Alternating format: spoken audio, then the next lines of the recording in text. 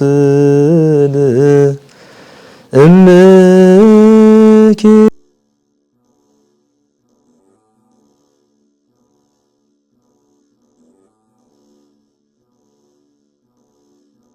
በስመ አብ ወወልድ ወመንፈስ ቅዱስ አሐዱ አምላክ አሜን።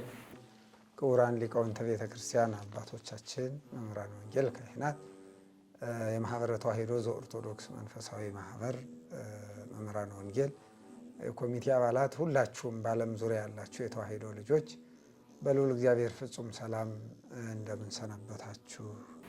ክቡራን የኢትዮጵያ ኦርቶዶክስ ተዋሕዶ ቤተክርስቲያን ሃይማኖት ተከታይ የሆናችሁና የማህበረ ተዋሕዶ ዘኦርቶዶክስ አባላት እንዲሁም መምህራን ወንጌል አባቶቻችን በዛሬው ዕለት ጥያቄያችን ለመመለስ የተገኛችሁ እንግዶቻችን በልዑል እግዚአብሔር ፍጹም ሰላም ሁላችሁንም እንደምን ሰነበታችሁ? አሜን። እግዚአብሔር ይመስገን ለዚች ሰዓትና ለዚች ዕለት ያደረሰን የአባቶቻችን አምላክ ክብር ምስጋና ለስም አጠራሩ ይሁን። ይህ በማህበረ ተዋሕዶ ዘኦርቶዶክስ መንፈሳዊ ማህበር እየተዘጋጀ የሚቀርብላችሁ ትዳርና ፈተናዎቹ የሚለው ፕሮግራማችን ነው። በዛሬው የእናንተን ጥያቄ ለመመለስ ሁለት የተከበሩ አባቶቻችን እንግዶች ጋብዘናል። ከነሱ ጋር ጥያቄዎቻችሁን ከእናንተ የመጡትን ጥያቄዎች በመመለስ አብረን ቆይታ እናደርጋለን እና በጥሞና እንድትከታተሉን እግዚአብሔር ስም እንጠይቃለን። መልካም ክቡራን አባቶቼ እንኳን ደህና መጣችሁ። መጀመሪያ እኔ ራሳችሁን ከማስተዋወቂያ በፊት እናንተ ራሳችሁን በማስተዋወቅ ብትጀምሩልን እላለሁ። መልካም። መጋቤ ኃይላት መምህር ገብረ ዮሐንስ እባላለሁ። በእንጦጦ ሐመር ነው ቅድስት ኪዳነ ምሕረት አንድነት ገዳም በስብከተ ወንጌል አገለግላለሁ። በዚህ በማህበረ ተዋሕዶ ዘኦርቶዶክስም እንደዚሁ በልዩ ልዩ ኃላፊነት አገልግሎት እየሰጠሁ እገኛለሁ። እናመሰግናለን። ክቡር አባታችን ጥያቄዎችን ለመመለስ ስቱዲዮ ድረስ ተገኝተው ስለታዘዙን ልጆችዎትንም በጥያቄ ዙሪያ መልስ ሊሰጧቸው ስለመጡ እናመሰግናለን። ወደ እርስዎ ልምጣ። መጋቤ ኃይላት ፋሲል ታደሰ እባላለሁ። በምስራቅ ፀሐይ ቀበና መድኃኔዓለም ቤተክርስቲያን ስብከተ ወንጌል አገልጋይ ነኝ። እንዲሁም በሳምራዊ የመንፈሳዊ ምክክር አገልግሎትም እንደዚሁ አገልጋይ ነኝ። መልካም ክቡራን አባቶቻችን ጥያቄዎቻችን ልትመልሱ በዚህ በስቱዲያችን ስለተገኛችሁ እናመሰግናለን። ልባዊ ምስጋናችን ከፍ ያለ ነው። እግዚአብሔር ያክብርልን። መልካም ክቡራን ተመልካቾቻችን ዛሬ መምህሮቻችን የጋበዝናቸው ትዳርና ፈተናዎቹ ወይም ተግዳሮቱ፣ ችግሮቹ በዚህ ዙሪያ የተነሱ ጥያቄዎች አሉ። እነዚህን ጥያቄዎችን እንዲመልሱልን ነው ክቡራን አባቶቻችን የጋበዝናቸውና አብራችሁ ከኛ ጋር ቆይታችሁ እንድታደርጉ እግዚአብሔር ስም እንጠይቃለን። ጥያቄዎቻችን ለመመለስ ስቱዲዮአችን ድረስ ስለተገኛችሁ እናመሰግናለን። ያው እንግዲህ እንደተለመደው የኢትዮጵያ ኦርቶዶክስ ተዋሕዶ ቤተክርስቲያን አማኞች በዓለም ዙሪያ ነው እና ያሉት በዓለም ዙሪያ ያሉ ልጆቻችን የመንፈስ ቅዱስ ልጆቻችሁ የሚጠይቋቸው ጥያቄዎች አሉ። ለዛሬው ደግሞ እኛ የመረጥናቸው ትዳርን አስመልክቶ የተነሱ ጥያቄዎች አሉ። እነሱን ነው እንድትመልሱልን የጋበዝናችሁ። ያው እንግዲህ እንደሚታወቀው ትዳር ለሀገርም ለቤተ ክርስቲያን መሰረት ነው እና በዚህ ዙሪያ ነው ጥያቄ የሚሆነው። መጀመሪያው ደርሶ አንደኛው ጥያቄ ምንድን ነው የሚለው መኮራረፍ ወይም ደግሞ መዘጋጋት በተመለከተ ነው። ባለቤቴ ብዙ ጊዜ ሲያኮርፈኝና አላናግረኝ ሲል ይጨንቀኛል። ከዚያም አልፎ ራስሽን አጥፊ የሚለኝ ሀሳብ ይመጣልና በዚህ ዙሪያ ምን ይሉኛል አባቴ? ምን ትሉኛላችሁ? ቤተ ክርስቲያንስ ምን ታስተምረኛለች? የሚል ሀሳብ ነው የተነሳው። መልካም። በቅድሚያ እንግዲህ ያው በማህበረ ተዋሕዶ ዘኦርቶዶክስ በዚህ በትዳርና ፈተናዎቹ ዙሪያ ላይ የምእመናንን የተመልካቾችን ጥያቄ በማካተት ይህን ዝግጅት በማቅረባቸው እጅግ አስተማሪ ነው። አጠቃላይ ርዕሰ ጉዳዩ ራሱ አስፈላጊ መሆኑ ስለታመነበትና ጊዜ ስለሰጣችሁ ትልቅ ነገር ነው። እኔም ደግሞ ለዚህ ተሳታፊ ስለሆንኩኝ ለማህበሩ እግዚአብሔር ይስጥልኝ ብዬ አመሰግናለሁ። ሌላው ጠያቂዎቹም የሚደነቁ ናቸው። እንግዲህ ብዙ ጥያቄዎች እንዳሉ ተረድተናል። እኛ እንደው ፍጹም መላሽ ሆነን ሳይሆን ግን ተሞክሮን ሌሎች እንዲህ ሲሉ ምን አደረጉ የሚለውን ለማንሸራሸር ነው እና ጠያቂዎቹ እንግዲህ ይደነቃሉ። በሚዲያ ደረጃ በእንዲህ ያለ መልኩ የእኔ ችግር ነው የብዙዎች ችግር ሊሆን ይችላል ብለው ጥያቄ መላካቸው ራሱ የሚመሰገኑ ናቸው እና እግዚአብሔር ያክብርልን። እንግዲህ ብዙ ጊዜ ኩርፊያ በትዳር ውስጥ ኩርፊያ አለ። ኩርፊያ አይገባም። አሁን ጠያቂያችን እንዳለችው የኩርፊያው መጠን ከፍ ከማለቱ እሷም ደግሞ ሰላም ደስታ በማጣቷ ጭራሹኑ እንደውም እሱ ሲያኮርፍ እኔ ራስሽን አጥፊ ይለኛል እስከ ማለት የማይገባ ውሳኔ አይምሯ ላይ እንደመጣ ሁሉ ነው አድርጋ የጠየቀችው። እንግዲህ በጥቅሉ ኩርፊያ አይገባም። ብዙ ጊዜ ኩርፊያ የግልጽነት ችግር ነው። ግልጽ አለመሆን ችግር ወይ በሷ ወይ በሱ። ሌላው ኩርፊያ ያለመነጋገር ችግር ነው። ብዙ ነገር በመነጋገር እንደሚፈታ ደጋግመን እናነሳለን። እናም በመነጋገር መፍታት ሲገባ አንዳንዶች እንዲህ አለችኝ፣ እንዲህ አለኝ፣ እንዲህ አይነት ሁኔታ አሳየችኝ፣ እንዲህ አይነት ነገር ሁኔታ አሳየኝ በሚል በኩርፊያ በዝምታ ቂም በመያዝ በዝምታ መግለጽ ሰላምታን፣ በጎ ነገርን መንፈግ እንደማለት ነው። ከሰላምታ ጀምሮ አብሮነትን፣ ለትዳር አጋር የሚሰጠውን ሁኔታዎች አለማናገር፣ ፊትን በቃ በመኮሳተር በመከፋት ማሳየት ነው ኩርፊያን። ስለዚህ ይሄ ግልጽነት ችግር፣ ያለመነጋገር ችግር፣ አንዳንዴም የፍቅር መቀነስ ችግር ነው። ብዙ ጊዜ ከትዳር በፊት ያለ የፍቅር አኗኗርና ከትዳር በኋላ ሲዛባ ይታያል። በሌላ ርዕስ እናነሳ ይሆናል እና የፍቅር መቀነስ እውነት በእጮኝነት ጊዜ እንደዛ ያኮርፋል? እሷን ለጋብቻ በሚጠይቃት ጊዜ ብዙ ነገር አልቻለም፣ ብዙ ነገር መስዋዕትነት አልከፈለችም የምታኮርፍ ሚስትም ካለች። ስለዚህ ከጋብቻ በኋላ ግን አለመነጋገር፣ የመከባበር መቀነስ፣ የጊዜ አለመስጠት የመሳሰለው ምክንያቶች ኩርፊያ ያመጣል። እንግዲህ እንደ መፍትሄ የምናየው በዋናነት መነጋገርን መልመድ ነው። በእውነት ከሆነ በመነጋገር የሚፈታ ነው። ቅድመ ጋብቻ ላይም ስለ ተጋቢዎች ከሚሰጥ መልእክት አንዱ መናገር ብቻ ሳይሆን የመነጋገር ልምድን በዚህ ሜሬጅ ኮሚኒኬሽን የሚባልም አለ። በጋብቻ ትምህርት ውስጥ ተግባቦት የሚፈታው ለምሳሌ ኃይለ ቃል፣ ስድብ በመናገር መፍትሄ አይገኝም። ችግር በችግር አይፈታም። በዚህ በቤተክርስቲያናችን አስተምሮ የውጭ ጸሐፊዎችን ቢሆን መጽሐፉት ላይ ሜሬጅ ኮሚኒኬሽን የሚሉት ሰፊ ትንተና አለ። የጋብቻ ተግባቦት ለማለት ነው። ቅድመ ጋብቻ ጀምሮ ከእጮኛሞች ጀምሮ ሊያውቁት የሚገባ ነው። የመነጋገር ጥበብ በቁጣ በኃይለ ቃል በማይመች ጊዜ መነጋገርን ሳይሆን እንዴት ነው ባልና ሚስት የሚነጋገሩት? ብዙ ጊዜ በአግባቡ የመነጋገር ልምድ ካለ ኩርፊያ አይኖርም። የትኛውም ግጭት በጓዳቸው ሊፈቱት ይችላሉ። ብዙ ጊዜ በአደባባይ ደርሰው አንዳንዴ በፍርድ ቤት ደረጃ ደርሰው ጉዳዩ ሲታይ ቤታቸው የሚፈቱት ነገር ነው። ስለዚህም ብቻ ለእህታችን በሰከነ መንገድ እርግት ባለ መንገድ በሚያመች ሁኔታ የመነጋገር አውዱን ለመክፈት ብትሞክር፣ ይህ ካልሆነ ደግሞ ማስነገር የሚባል አለ። በካህን በሽማግሌ ለቤተሰብ ቅርብ ከሆነ ለትዳራቸው ቅርብ በሆነ አካል ችግራቸውን በራሳቸው ቢፈቱ ይመረጣል። ምርጫ ከጠፋ ግን ተኮራርፎ እንዲህ ክፉ ሀሳብ እያሰበች ከምትፈተን መቼም ካህን አሉ፣ አባቶች አሉ ቤተክርስቲያናችን መዋቅር ውስጥ። ስለዚህም ለአባት ቀርቦ ከካህን የሚደበቅ የለም፣ ባለቤት ያክርፎኛል፣ እኔም ክፉ እየተሰማኝ ነው፣ ስለዚህ ቁጭ አድርገው ምከሩን፣ ችግራችንን ፍቱልን ብትል ወይ በሽማግሌ ብታስመክር፣ እነዚህ ነገሮች ብታመቻች ይሻላል እንጂ ራስን ማጥፋት የሚለውን ሀሳብ ድጋሚ ባታስቡ። ምክንያቱም ራስን ማጥፋት ኃጢአት ነው። ሁላችን እንደምንረዳው በቤተክርስቲያናችን አስተምሮ ራስን ማጥፋት እንኳን ሊተገበር ሊታሰብም አይገባውም። እኛ አስፈቅደን ወደዚህ ዓለም አልመጣንም። እግዚአብሔር ፈቀደ፣ በከመ ፈቀደ ይገብር ነው። የፈቀደውን አደረገ። እዚሁ ተወለድን፣ አደግን፣ የቤተክርስቲያን ልጆች ሆንን። የሚወስደንም እርሱ ነው። ስለዚህ እግዚአብሔር ያስፈቅዳ ሳይሆን በእሱ ፈቃድ እንደመጣች ሁሉ ጊዜዋ ሲደርስ የሚወስዳት እግዚአብሔር ነው። ሁለት ድንቢጦች ቢኖሩ አንዲቷ ያለ አባታችሁ ፈቃድ አትወድቅም ነው አይደል ያለው ማቴዎስ 10 ቁጥር 29 ላይ። እንግዲህ በስነ ፍጥረት እንኳን አንዲቷ ያለ አባታችሁ ያለ እግዚአብሔር ፈቃድ አትወድቅም። ነፍስንም አዋህዶ የፈጠረ እሱ ነው። ነፍስን ከስጋ የሚለይም እርሱ ነው።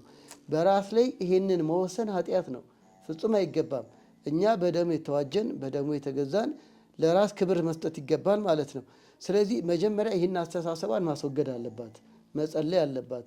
በፍጹም እንኳን በባሏ ኩርፊያ በየትኛውም መንገድ ራስን ማጥፋት የሚባል ሀሳብ ኃጢአት መሆኑን ፍታት እንደሌለው ምክንያቱም ለሌላ ማስተማሪ እንዲሆንና በራስ ላይ በእግዚአብሔር ስልጣን በእግዚአብሔር ስራ የመግባት ውሳኔ ስለሆነ በቤተክርስቲያናችን አስተምሮ ፍጹም የተኮነነ ነው።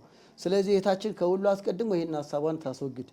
ከዛ በኋላ ባህሏ ዛሬ ያኮረፈ እኮ ነገ ወደ ፍቅር ይመለሳል፣ ወደ ሰላም ይመለሳል። ነገ ለሚስተካከለው ጉዳይ ዛሬ ራሷን መጉዳት የለባትም።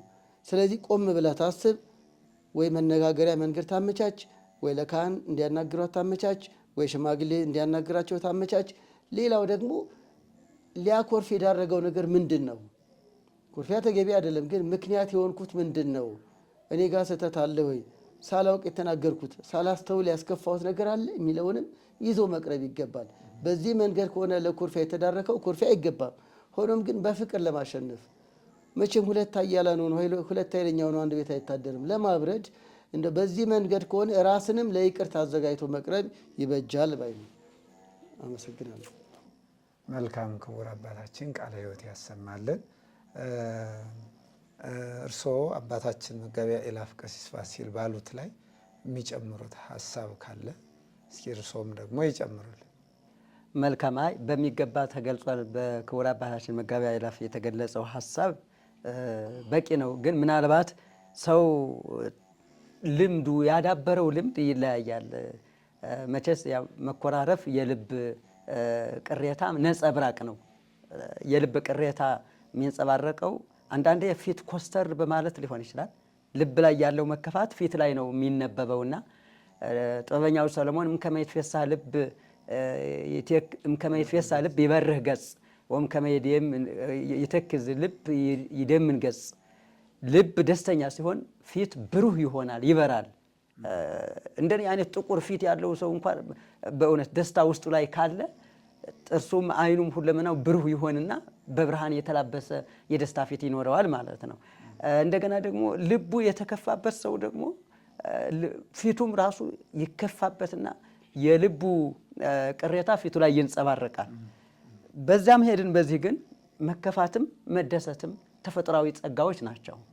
መከፋትን ከማራዘም ግን መደሰትን ማራዘም ለሰው ጤንነት ጠቀሜታ አለው። ለማህበራዊ ህይወት ለትዳርም ህይወት ጥቅሙ በጣም ከፍተኛ ነው እና ከዚህ አንጻር ቅሬታ የፈጠረበት ነገር ምንድን ነው የሚለውን ማጥናት እንጂ እንደው ራሴን ለማጥፋት አስባለሁ እስከዚህ ድረስ ደርሳለሁ ብሎ ወደዚህ አቅጣጫ መምጣት በራሱ በጣም ትልቅ ስህተት ይሆናል። ክቡር አባታችን እንዳስተማሩ እንደነገሩን ማለት ነው። አርዮስ ታሪክ አባቶቻችን ያስቀመጡልን አማርኛ ውስጥ ለእስክንድሮስ አርዮስን የመከረበት ምክር እንዲህ አይነት መጥፎ ሐሳብ የክህደት ሐሳብ መጻሕፍት ላይ አልተጻፈም፣ ከመጻሕፍት አልተማርከውም፣ በሊቃውንትም አላገኘሁም ከሊቃውንት። ይኸው እኔ አንዱ አስተማሪ ነኝ እና እንዲህ አይነቱን የክህደት ሐሳብ አስበው ከሆነ አትናገረው፣ ተናግረኸው ከሆነ ደግሞ አትድገመው፣ እባክህ ልጄ ተው ይቅርብህ ብሎ ለምነው ይላል።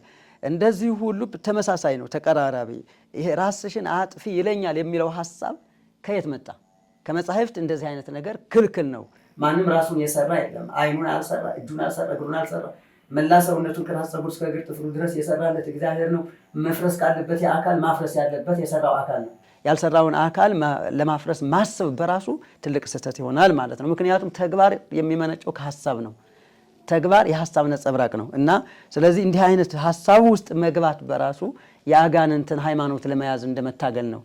አጋንንት ከአዳም ያነሱበት ዋና መላእክት ሆነው ተፈጥረው በተፈጥሮ ከአዳም በበለጠ ደረጃ በበለጠ ዕውቀት ከብረው ተፈጥረው ግን ቀቢጸ ተስፋ የሚባለው ነገር እነሱ ላይ ሰለጠነባቸው። የእግዚአብሔር መሐሪነት ፈጽሞ አልታያቸውም። መሐሪነቱን ያውቃሉ፣ ግን አምነው በተግባር አይጠቀሙበትም። ስለዚህ እንዲህ አይነት ተራ ነገር መነሻ አድርጎ ራስን ወደ ማጥፋት መሄድ ማለት የአጋንንት ሃይማኖት ተከታይ እንደመሆንም ጭምር ነው። የአጋንንት ሃይማኖት ምንድነው ሲባል ቀቢጸ ተስፋ ነው። እንደ አዳም መጠቀም እየቻሉ ግን ያልተጠቀሙበት እድል። የእግዚአብሔር መሐሪነት ለሰው እንጂ ለመላእክት ለአጋንንት አይሰራም አልተባለም፣ እንደዚህም አልተጻፈም። መሐሪነቱ አይታወቅም እንዳይባል ግልጽ ሆኖ ታውቋል። ቢያንስ እንኳን እንዲያው ራሳቸው ቀድሞ መጠየቅ ባይችሉ አዳም ጠይቆ ባገኘው ቸርነት ተምረው መጠየቅ ቢችሉ እንደው ከዛ በኋላ እግዚአብሔር ጨካኝ ነው ቢባል ጥሩ ነበር፣ ግን አይደለም እንጂ እግዚአብሔር ግን ጨካኝ ስላልሆነ እነሱ እንዲመለሱ እድል ሰጥቷል።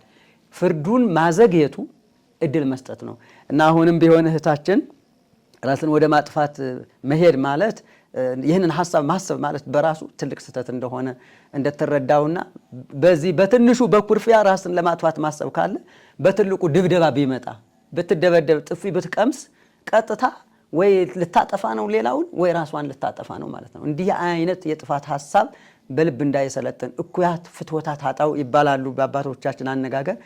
እኩያት ማለት ክፉዎች ሐሳቦች፣ እኩያት ፍትወታት ፍላጎቶች፣ ክፉዎች ሐሳቦች ክፉዎች ተግባሮችን ስለሚወልዱ ከመጀመሪያ በሐሳብ ደረጃ እያለ መቃወም እንድትችል ነው በዚሁ አጋጣሚ መናገር የምፈልገው። በተረፈ ግን እንደው በጣም መድኃኒቱ ላይ ስንመጣ ትልቁ መድኃኒት ያስኮረፈው ነገር ቢኖር ነው። ዝም ብሎ እንደዚህ አይሆንም ባለቤቴ እና ስለዚህ ይቅርታ ልጠይቀው ብላ ከእግሩ ስር ድፍት ብላ የኔ ፍቅር የኔ አካል ገላ መቼም ሁል ጊዜ እናቶች ማንቆለጳጳሱንም ይችሉበታል፣ ማበላሸቱንም ይችሉበታል። መቼም አንደበት ሁለቱን መናገር ስለሚችል ማለት ነው። እንደ ክርስቲያን ግን እንደው የሚገነባውን አነጋገር የሚጠቅመውን የሚለሰልሰውን የጣፈጠች አንደበት የምትሰራው ግንባታ ቀላል ነገር አይደለም። ጥምት ቃል ትሰብር አጽመ፣ ድክምት ቃል ትሰብር አጽመ። በትህትና የምትነገር ኃይለ ቃል አጥንት ውስጥ ሰርስራ የመግባት አቅም አላት። ሻካራ ቃል ደግሞ ነገርን የማባባስ የማቀጣጠል እስከ ሞት ድረስ የማድረስ አቅም አላት እና ስለዚህ የምትለሰልስ አንደበት ተይዞ ይቅርታ መጠየቅ ፍቱን መድኃኒት። ከይቅርታ በላይ ምንም መድኃኒት የለም። በትዳር ህይወትም በጉርብትና ህይወትም በሀገራዊ በአህጉራዊ ህይወትም ይቅርታ የምትለዋ ነገር ፍጹም የሆነች መድኃኒትነት ያላት ናት እና ሁልጊዜ ሰው ይቅርታ ቢጠይቅ ውርደት አይደለም። ይቅርታ አስከፍቼው ይሆናል በማወቅም ባለማወቅም ይህንን አታድርጊ ብትለኝ ደስ ይለኛል፣ ለእኔ ትምህርት የሚሆነኝ እንደዛ ብትነግረኝ ነው እንጂ ዝም ብለህ ፊትህን ብትለውጥብኝ ትምህርት አይሆነኝም ብላ ብትገልጽለት ከዛ በኋላ ይገልጽላታል። ውስጡ ላይ ያለውን መድኃኒት ችግር አገኘችው ማለት ነው። መድኃኒቱም እዛው ላይ ይገኛል። በዚህ ማስተካከል ይቻላል የሚል ሀሳብ ነው ያለኝ። አመሰግናለሁ። እግዚአብሔር ይስጥልን፣ ቃለ ሕይወት ያሰማልን። ክቡራን ተመልካቾቻችን አባቶቻችን ጥያቄዎቻችን በመመለስ ያው ነፍሳችን እያረሰረሷት ነውና በድጋሚ ከኛ ጋር እንድታደርጉ ቆይታችሁን ያው እናሳስባለን። መልካም፣ እግዚአብሔር ይስጥልን፣ ቃለ ሕይወት ያሰማልን። አሁን ደግሞ እርስዎ ጋር ነው ጥያቄ የሚነሳው። ምንድነው የሚለው? ሁለተኛ ጥያቄያችን የጠየቁት ጥያቄ በግልጸኝነት ሽፋን አስቀያሚ ኃይለ ቃልን ይናገረኛል መወርወር ብላ ነው ያነሳችው። በግልጸኝነት ሽፋን አስቀያሚ የሆነ አጥንትን ጭምር የሚሰብር ጥያቄ ማለት ቃላትን ይናገረኛል እና በዚህ ዙሪያ ግልጸኝነት እንዴት ነው፣ በምን መልኩ ነው መሆን ያለበት የሚል ጥያቄ ነው የተነሳው። ይህን ጥያቄ እስኪ። መልካም ጥሩ ጥያቄ ነው። በነገራችን ላይ ግልጽነት ሲባል ውይይትን ማዕከል ያደርጋል ማለት ነው። አሁን ለውይይት በተሰለፉበት ሰዓት የእሷን ጉድለት ለመግለጽ ወይም ደግሞ ለማረም ሲፈልግ የሚናገረው ነገር የሚሻክረው ነገር አለው ማለት ነው። ቅድምም እንደተባለው ወይኩን ነገርክሙ ቅሱመ በጽየው፣ ንግግራችሁ በጨው እንደተቀመመ ወጥ የሚጣፍጥ ይሁን ነው። ለማነጽ የማያገለግል ንግግር ፈጽሞ መውጣት የለበትም። ንግግር የሚያስፈልገው ለማነጽ ነው። ለማፍረስ ደግሞ ከተፈለገ ክፋትን ለማፍረስ እና እሱም ደግሞ ጥበብን ይጠይቃል። ሁሉም ሰው በዓለም ላይ ተናጋሪ ለመሆን ይሞክራል፣ ግን የሚሳካለት ጥበብ ያለው ነው። ጥበብ ለንግግር በጣም አስፈላጊ እንደሆነ ሐዋርያው በሚገባ ነው የገለጸውና ስለዚህ ግልጽነት ሲባል የሰውን ደካማ ጎን ለመንቀስ ተፈጥሮውን ለመንቀፍ የሚያገለግል ከሆነ እሱ ግልጽነት ሳይሆን ተሳዳቢነት ነው። እግዚአብሔር ከሰራው ሰውነት ምናልባት አፍንጫዋ ድፍጥጥ ሆነ ከሆነ አንቺ ድፍጥጥ ብሎ ሚል ከሆነ ያቺ ልጅ እየተሰማት ይሄዳል ማለት ነው። ሌላም ጉድለት ካለ ምናልባት ከቅርጽ ጋር ተያይዞ በየጊዜው የሴቶች ቅርጽ ይቀያየራል። በወሊድ ምክንያት፣ በእርግዝና ምክንያት፣ ምናልባትም በውፍረት ምክንያቱ የወንዱም እኮ ሊበላሽ የሚችልበት አጋጣሚ አለ። በፊት ሸበላ የነበረው በኋላ ላይ ቦርጩ ሊለጠጥ ይችላል። እና እንደዛ ሲሆን በዚያ ሰበብ ሽፋን እየተደረገ እሷም እሱን የምትነቁርበት የምትነድፍበት እሱም እሷን የሚነድፍበት ነገር ካለ እሱ ትልቅ ስህተት ይሆናል ማለት ተፈጥሮን መርሳት ነው። እግዚአብሔር የሰጠውን የተፈጥሮ ጸጋ ማክበር ካልቻለ አንድ ሰው በምንም ተአምር በህይወቱ ደስተኛ መሆን አይችልም። ሌላውንም ይጎዳል፣ እርሱም ይጎዳል። ሌላውን የሚጎዳ ከሆነ እሱ መጎዳቱ የማይቀር ጉዳይ ነው። ምክንያቱም ክፉ ንግግር ሲናገር የሚመለሰው አጸፌታም ክፉ ተግባር ይሆናል ወይም ክፉ ንግግር ይሆናል እና ስለዚህ ግልጽነት የሚያገለግለው ውስጥ ያለውን ቅሬታ የሚገልጹበት ጥበብ ለመጠቀም ጉድለቶችን ለማረም ጉድለት የተፈጥሮን አይደለም። ተፈጥሮ አሁን ምናልባት አንድ ሰው አይኑ ሾንዳራ ቢሆን አይኑ ሾንዳራ አንቺ ሾንዳራ ማለት አይደለም የሚያስፈልገው ተፈጥሮ ነው። ይሄ ሰውየው ሊያስተካክለው የሚችል አይደለም። ሌንሱ የተገጠመው በእግዚአብሔር ነው። እዚህ ውስጥ ሰው እጁን ማስገባት አይችልም። የእርሱም እንደዛ እንደማይሆን ምንም መተማመኛ ማረጋገጫ የለውም፣ ዋስትና የለውም እና ስለዚህ ይህንን አስተካክዩ ማለት አይቻልም። የተንሸዋረረ ሀሳብ ግን ማስተካከል ይቻላል፣ ንግግርም ማስተካከል ይቻላል እና ስለዚህ ግልጽነት የሚያገለግለው የተበላሸውን አስተሳሰብ በንግግር ሲገለጽ የተበላሸ መሆኑን በሚገባ ጥበብ በመግለጽ እና ይሄ እንዲህ አይነት ነገር ያስከትላል ብሎ በማለት ማለት ነው። ምክንያቱም ንግግር ያድናልም ይገድላልም ያቆስላልም እንደገና ደግሞ ይፈውሳልም። ቃል ከተጸደቀ ቃል ከተስኮነን ከአነጋገርህ የተነሳ ትጸድቃለህ፣ ከአነጋገርህም የተነሳ ትኮነናለህ ወይም ይፈረድብሃል። ይሄ የጌታችን ትምህርት ነው። አነጋገር ለጽድቅም ለኩነኔም የሚዳርግ ነገር ኃላፊነት እንደሚጠይቅ ሰው አነጋገር ይችላል ብሎ ዝም ለአፉ እንዳመጣ መናገር ስለቻለ ብቻ አፉ እንዳመጣ መናገር እንደሌለበት ለንግግሩ ጥንቃቄ ማድረግ እንዳለበት ቁጥብነት እንደሚያስፈልግ ነው። ቅዱስ ያዕቆብ በምክሩ ሁሉ ሰብ ይኩን ፍጡነ ለሰሚዕ ወጉንዱየ ለነቢይ ወጉንዱየ ለቁጣ፣ ሰው ሁሉ ለመስማት የፈጠነ ለመናገርና ለቁጣ ግን የሰከነ ይሁን የሚል ትልቅ ምክር ሰጥቷል። በጣም ጥልቅ የሆነ ምክር ነው ይሄና ለመናገር የሚፈጥን ሰው ምን ጊዜም ስህተት አያጣውም። ብእሲ ንባቤ እያርትዕ በዲበ ምድር፣ ዳዊት በመዝሙሩ ተናጋሪ ሰው ምን ጊዜም አያቀናም፣ የሚያፈርሰው ነው የሚበዛው እና ስለዚህ እኔ ግልጽነት እወዳለሁ በሚል ሽፋን ግልጽነትን ሽፋን በማድረግ ዝም ብሎ ሰውን የሚያስቀይም ሰውን የሚያስከፋ አፉ እንዳመጣለት መልቀቅ ማለት መቆጣጠሪያ የሌለው ማዕከል መሆን ማለት ነው። ሰው መቆጣጠሪያ የሌለው አካል አይደለም። አእምሮ መቆጣጠሪያ ነው። አንደበትን መቆጣጠር የማይችል አእምሮ ደግሞ አእምሮ ሊባል አይችልም። ባለ አእምሮ የሚባለው ሰው ተቆጣጥሮ ሀሳቡንም ንግግሩንም ተግባሩንም ማከናወን ስለሚችል ነው እና የያዕቆብን ምክር እንዲጠቀም በዚሁ አጋጣሚ መምከር እፈልጋለሁ። አመሰግናለሁ። ይርስጥልኝ፣ ቃለ ሕይወት ያሰማልን። እንደ ወደ ሀሳብ ወደ ቅድሙ ሀሳቦት ለመልሰውትና ምናልባት እንደው ያቺ ሴት ወይም ያ ሰውዬ ባለቤቱ ተቆጥቶ ቢገርፋት ወይም ደግሞ ጥፊ የሚለውን እስኪ ትንሽ እዚህ ላይ የሚሉን ነገር ካለ፣ ምክንያቱም ምንድነው አሁን ሰው የሚወስደው ኔጌቲቭሊ ነው ማለት መምታት ይፈቀዳል በቤተ ክርስቲያን ማለት ነው የሚለውን ደግሞ እንዳይወስዱት ሀሳቡ። መልካም። ምናልባት በኩርፊያ ራስን ለማጥፋት ማሰብ ካለ አጋጣሚ ሆኖ መቼም ሰው ሆኖ ይጋጫል። ሲጋጭ እንግዲህ በጥፊም ይሁን በቁንጥጫም ይሁን ብቻ በስድብ መሸናቆጥ ያለ ነገር ነው። እንደው በትንሿ በዝምታው ይህን ያህል ተሰምቷት ራስን ለማጥፋት ማሰብ ግን እስከ መወሰንም ከተደረሰ እንደው በትልቁ ደግሞ ግጭት ቢፈጠር ከፍ ያለው ግጭት ከስድብ የዘለለ ድብድብ አለ ያጋጥማል ነው አጋጣሚ ነው እንጂ ድብድብ ቤተክርስቲያን አትፈቅድም። እንኳን ድብድብ ስድብም አትፈቅድም። በወንጌል እኮ የተጻፈው አሁን በወንድሙ ላይ እንኳን ተውትና መደብደብ ይቅርና በከንቱ የሚቆጣ በደለ በወንድሙ ላይ። እዛ ቀጥሎ ደግሞ ከቁጣ ቀጥሎ ደግሞ ስድብ አለ። ቁጣ ስድቡ ደግሞ ጨርቃም ብሎ መስደብና ደንቆሮ ብሎ መስደብ የሚቀጥል ነው። አሁን ንግግር ላይ ተሻገረ ማለት ነው። ይሄ ንግግሩ ይሄ ቁጣ የወለደው ነው። ቁጣውን ደግሞ የወለደው ቅሬታ ነው። ያ ቅሬታ በጥበባዊ ንግግር መነገር መፈታት እየቻለ ስሜቱ በነዳው የስጋ ስሜቱ በነዳው እየሄደ ክፉ ንግግር ተናግሮ ከዛም ደግሞ ወደ ድብድብ ይደርሳል እና ሰው ዘሎ መገዳደል ላይ አይደርስም። መገዳደል ላይ የሚያደርሱ ነገሮች አሉ። እዛ ላይ ከመድረሱ በፊት ያሉት ሂደቶች መጀመሪያ መጥራት ስላለባቸው በወንጌል ላይ መቆጣት በወንድም ላይ በከንቱ ማለት ያለምንም በቂ ምክንያት መቆጣት በራሱ ኃጢአት እንደሆነ ወንጌል ይነግረናል። እንኳን መደብደብ ማለት ነው፣ እንኳን መስደብ እና ቁጣ ራሱ አግባብነት እንደሌለው ተገቢ የሆነ ቁጣ ይኖራል። ሕፃናት የተማሩትን ቀለም እንዳይገድፉ፣ ሕፃናት ብቻ አይደለም መናፍቃን እንዳይሰለጥኑ መቆጣት የሚገባ ነገር አለ። ቦማአት ዘበር ተብሎ ተገልጿል። ከዛ ውጭ ግን ድብድብ የሚባል ነገር ፈጽሞ እንኳን ድብድብ ስድብም አይፈቀድም እያለ ነው የቤተ ክርስቲያናችን ያስተምሮ ይሄ ነው። እሺ፣ በዚህ ሀሳብ ላይ የሚጨምሩት ነገር ካለ እንደው ግልጸኝነትስ ገደቡ ምን ያክል ነው? ማለት ዝም ብሎ የውስጥን እየተናገሩ ሰውን እያስቀየሙ ግልጸኝነት የሚባል ነገር ሳለ ወይ በእውነቱ ገደብ የለውም ወይ?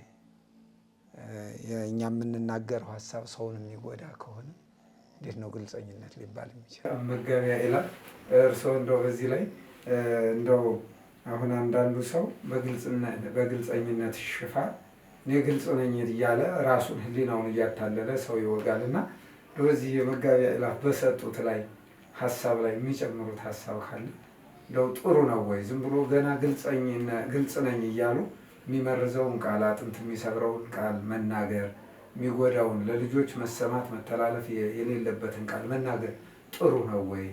ደስ ምን ይሉናል? መልካም መጋቤ ይላፍ በእውነት በደንብ ገልጸውታል። እንዲሁ ለተሳትፎ ያህል ነው የምጨምረው እንጂ በትዳር ውስጥ ግልጽነት እስከምን ድረስ ነው? ግልጽነት ለመልካም ለፍቅር ለትዳሩ ሰላም እንጂ ለግጭት ምክንያት መሆን የለበትም። በግልጽነት ሰበብ አይደለም። ራሱ ግልጽነት ገደብ አለው እኮ ገና ከጓደኝነት ጀምሮ በፍቅረኝነትም ምን ነው ግልጽ ሆኖ የሚነግራት ምን ነው ግልጽ ሆና የምትነግረው ገደብ አለው። አንዳንድ ጉዳይ ለንስሐ አባት የተነገረ እግዚአብሔር ይቅር ያላትን እግዚአብሔር ይቅር ያለውን ለትዳሩ ሰላም ሲባል እኮ ላይነገር ይችላል።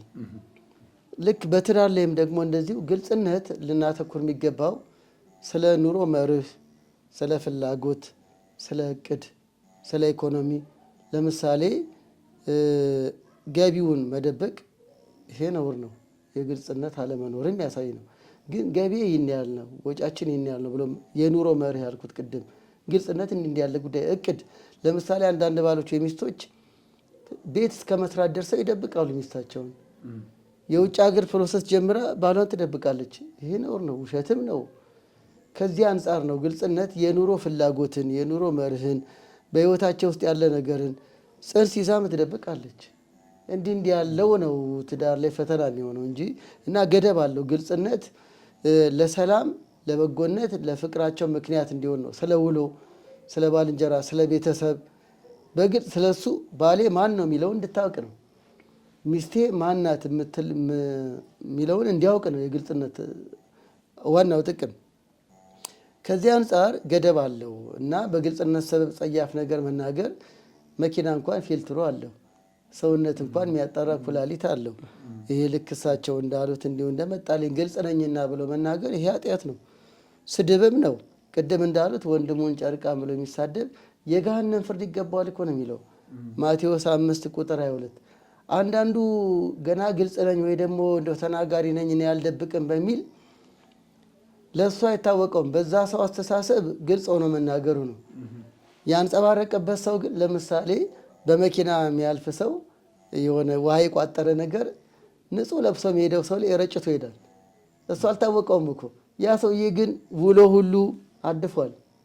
እንደው ሌላ ሰው አሳድፈን እኛ ነፃ ነን ብለን እንሄድ እንችላለን ወይ? እንዲህ ያለ ጉዳይ ሀገር ይከፍላል። ሮብዓምን ክፉ መክረውት መካሪዎቹ ረስተውታል። ያ ግን ህዝቡ ላይ ክፉ አድርጎ ከአባቴ በላይ እኔ ጨካኝ ነኝ ብሎ ሀገር ከፍሏል። ሮብዓምና ኢዮርብዓም በእነሱ አስተሳሰብ መምከራቸው ነው። አይ ግልጽ ነው ለጓደኛችን ግልጽ እንንገረው ብለው ማይገባ ጸያፍ ተናግረው አልፈዋል። ያ ግን ዋጋ አስከፈለ። ዛሬም ገና ለገና ግልጽ ነኝና እኔ ለሚስቴ ግልጽ ነው መነግራትና ብሎ ጸያፍ ነገር መናገር እሱ ጥሩ ብሎ እየዋለ ነው ሄዱ። በሱ ቤት ግልጽ ነው፣ በቃ ሆዱ ባዶ ነው። እሷን ግን ሆዷ ውስጥ ብዙ ነገር አስቋጥሯል። ስለዚህ ከተጠያቂነት አያድንም። ይልቅም የገሃነም ፍርድ ይገባዋል ይላል እኮ። ስድብ ነው፣ ጸያፍ ነው። ስሜቷን፣ ሞራሏን፣ ሁሉ ነገሯን ነክቷል ማለት። ከዚህ አንጻር በግልጽነት ሰበብ የምንናገረውን አጣርተን መናገር አለብን። ግልጽነት ለትዳሩ ሰላም ምክንያት እንዲሆን እንጂ መደፍረስ ምክንያት መሆን የለበትም።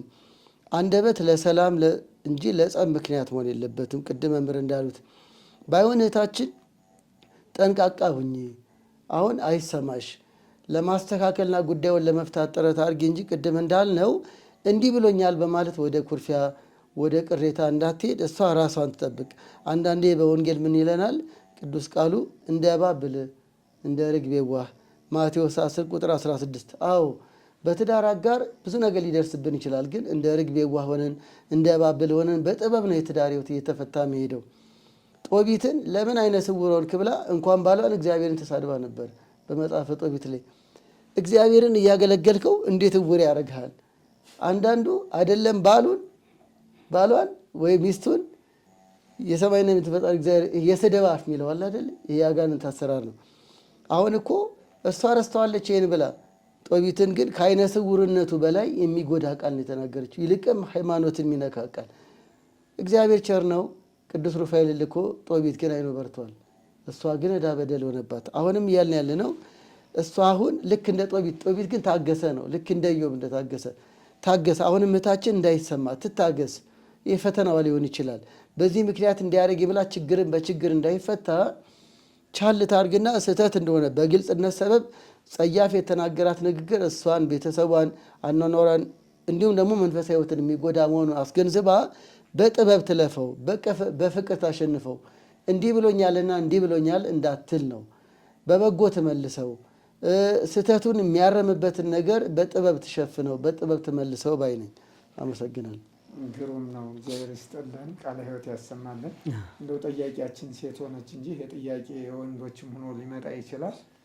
ገልብጣችሁ ስሙት። ለወንድም የሚሰራ ነው እና ይህን ነገር በዚህ መልኩ እንድትረዱት በጣም የሚገርም። በመጋቢ አይላፎች ዛሬ አይላፍ ምግቦችን እየተመገብን ነው። ስማቸው ሞክሼ ስለሆነብኝ ነው። እግዚአብሔር ያክብርልን። አሜን። መልካም።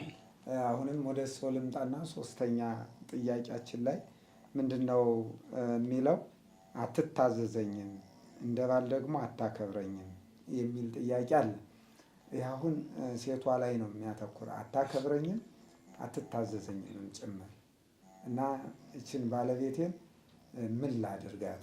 ያው እንግዲህ እንዳልተዋት ሃይማኖቴም አይፈቅድም፣ እኔም ደግሞ ወዲያ ወዲህ ማለት አልፈልግም። ግን እንዴት ነው አሁን በዚህ ዙሪያ ያለችው ባለቤቴን ማስተካከል የሚችለው ነው የሚለው ደግሞ ወንድ ነው ጠያቂያችን። ግን ደግሞ አሁን አሲሙዛት የሆነውን ገልብጦም እንዲረዱልኝ። መልካም። አዎ ትታዘዘኝም አይታዘዘኝም፣ አያከብረኝም አታከብረኝም፣ በእውነት ከሆነ የብዙ ባለትዳሮች ጉዳይ ነው። ይህን ግን እንደው ቅድመ ሁኔታ ለማስቀመጥ ያህል የጋብቻ ግንዛቤ ማነስም ሊሆን ይችላል። አንዳንዴ ስለ ጋብቻ በደንብ ገብቶን ነው የገባ ነው። ሚስትነት፣ ባልነት ምንድን ነው? ሚስቴ ለእኔ ምን ነች፣ ባሌ ለእኔ ምን ነው የሚለውን አንዳንድ ጊዜ በደንብ ገብቶን የገባን አይመስልም በአኗኗር ውስጥ በሚፈጠሩ ጉዳይ። ከዚህ አንጻር አሁን ለምሳሌ አትታዘዘኝም ያለው ወንድማችን እርሱስ ብዙ ጊዜ ከራስ ይጀምራል። ራሳችሁን መርምሩ አይደል ቅዱስ ጳውሎስም ያለው። እርሱስ እንደዛ እንድትሆን ግብረ መልሷ ያ እንዲሆን ያደረገው ምንድን ነው? መጀመሪያ ወደ ራስ ማየት ነው። በተለያየ መልኩ ለምሳሌ አንድ ባል አምሽቶ እየገባ ተቆጣችኝ ይላል። ተቆጣችን ከማለቱ በፊት እርሱ ማምሸቱ ምክንያት ሆኗል። ለመቆጣቷ ቁጣ ጥሩ ነው እያልን አይደለም፣ ቅድም ግን ለእሷ ለመናገሯ ምክንያት ሆኗል እኮ። ሰክሮ እየገባ ገላመጠችኝ ይላል። ከዛ በላይ ቢደርስበትስ? ምክንያቱም እሱስ አሁንም ላለመታዘዟ እርሱ ጋር ያለው እንቅስቃሴ ምን ይመስላል? ሌላው በቀጥታ በቤተክርስቲያናዊ መልእክታችን